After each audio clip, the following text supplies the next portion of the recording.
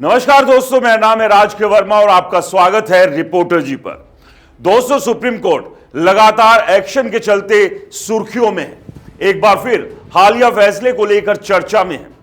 दोस्तों, स्वतंत्रता सेनानी वीर सावरकर पर कथित आपत्तिजनक टिप्पणी को लेकर कांग्रेस सांसद और विपक्ष के नेता राहुल गांधी को सुप्रीम कोर्ट ने कड़ा झटका दिया है।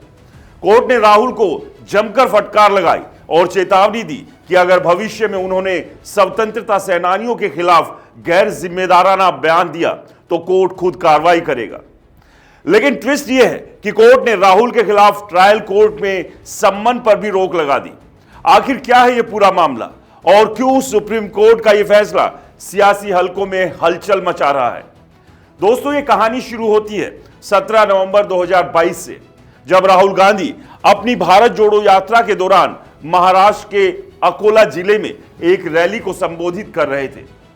इस दौरान उन्होंने वीर सावरकर को लेकर एक बयान दिया जिसने सियासी बवंडर मचा दिया। दोस्तों, राहुल गांधी ने एक प्रेस कॉन्फ्रेंस में एक चिट्ठी लहराते हुए दावा किया, यह चिट्ठी सावरकर ने अंग्रेजों को लिखी थी। इसमें सावरकर ने खुद को अंग्रेजों का नौकर बने रहने की बात कही थी और डर कर माफी मांगी थी।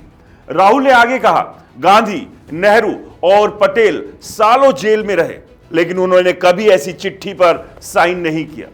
सावरकर ने डर की वजह से साइन किया और ऐसा करके उन्होंने गांधी और पटेल को धोखा दिया। उनसे कहा कि गांधी और पटेल भी साइन कर दें। दोस्तों, राहुल गांधी का यह बयान तुरंत वायरल हो गया। एक्स पर कुछ यूजर्स ने इसे स्वतंत्रता सेनानियों का अपमान करार दिया, तो कुछ ने इसे ऐतिहासिक तथ्यों की मांग के तौर पर उठाया था। दोस्तों, इस बयान के बाद लखनऊ के वकील नृपेंद्र पांडे ने 14 जून 2023 को राहुल गांधी के खिलाफ मानहानि का केस दर्ज कराया। पांडे ने आरोप लगाया कि राहुल ने सावरकर को अंग्रेजों का नौकर और पेंशन भोगी कहकर उनकी छवि खराब की और समाज में नफरत फैलाने की कोशिश की। पांडे ने दावा किया कि राहुल की प्रेस कॉन्फ्रेंस का सीधा प्रसारण हुआ था और पत्रकारों को पहले से तैयार प्रेस नोट भी बांटे गए थे। ट्रायल कोर्ट ने इस शिकायत को गंभीरता से लिया और दिसंबर 2023 में राहुल को सम्मन भेजा। कोर्ट ने कहा कि राहुल ने अपने बयान से समाज में नफरत और दुर्भावना फैलाई। उन पर आईपीसी की धारा 153A यानी शत्रुता को बढ़ावा देना और 505 यानी सार्वजनिक शरारत के तहत आरोप लगाए गए।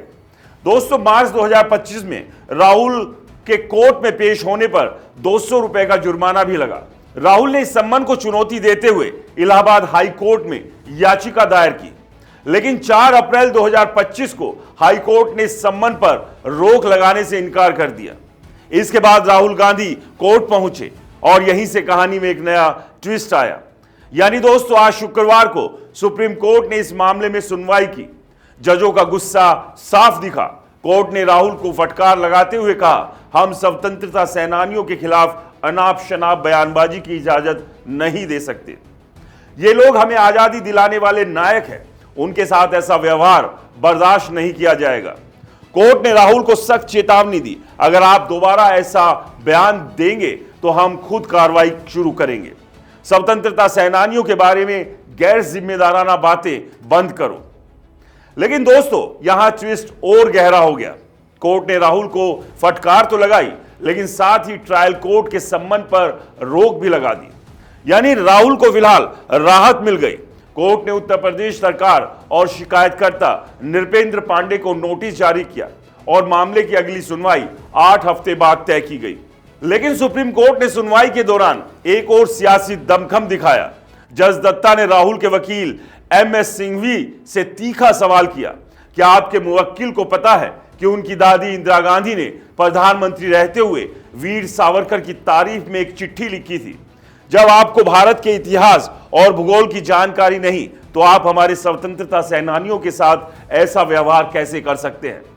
दोस्तों, राहुल के बयान में सावरकर की चिट्ठी का जिक्र था जिसमें उन्होंने अंग्रेजों से माफी मांगी। लेकिन क्या यह बात पूरी सच है? इतिहासकारों का कहना है कि सावरकर ने 1911 और 1913 में अंडमान जेल में 2 चिट्ठियां लिखी थी जिसमें उन्होंने रिहाई की मांग की थी। लेकिन ये चिट्ठियां उस समय की रणनीति का हिस्सा थी, क्योंकि सावरकर क्रांतिकारी गतिविधियों को फिर से संगठित करना चाहते थे।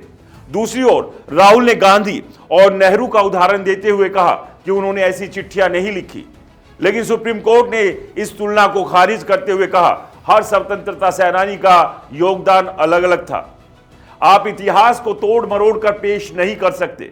दोस्तों, कोर्ट ने यह भी टिप्पणी की कि अगर सावरकर को अंग्रेजों का नौकर कहना जायज है तो महात्मा गांधी को भी वायसराय का लिखी चिट्ठियों में आपका वफादार सेवक कहने के आधार पर ऐसा कहा जा सकता है।